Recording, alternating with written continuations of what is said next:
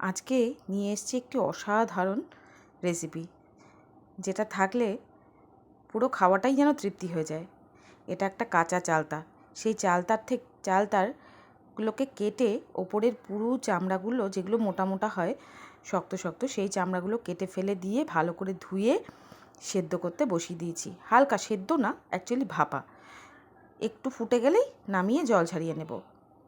তারপরে একটা শুকনো কড়াতে একটা শুকনো লঙ্কা দিয়ে দিলাম, আর 1/4 চামচ করে দিলাম মৌরি আর গোটা ধনে। এটাকে একটু ভেজে দিয়ে দেব 1/2 চামচ মতো পাঁচফোড়নটাকেও ভালো করে ভেজে এগুলোকে গুঁড়ো করে নেব। এবার সেই হালকা ভাপিয়ে নেওয়া চালতাগুলোকে একটু ছেঁচে নেব পাটার মধ্যে। হালকা ছেঁচবো, খুব বেশি না ছাঁচাই ভালো, কারণ এগুলো চিবোতেও তো ভালো লাগে। এবার এগুলোকে তুলে দিলাম। আমাদের ছেঁচা কমপ্লিট হয়ে গেছে। এবার কড়াতে অল্প একটু সর্ষের তেল দিয়ে তাতে শুকনো লঙ্কা আর 1/2 চামচেরও কম দিয়ে দেব সর্ষে।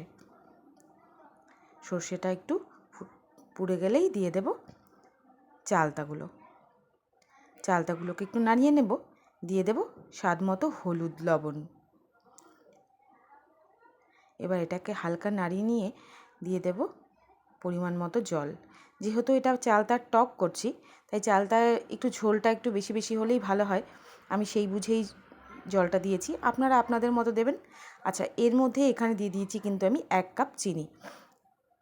এইটুকুই শেষ নয়, কারণ যখন ভালো করে ঝোলের জল ফুটে যাবে, অবশ্যই স্বাদ বুঝে যদি প্রয়োজন মনে হয় লবণ মিষ্টি দিতেই পারেন।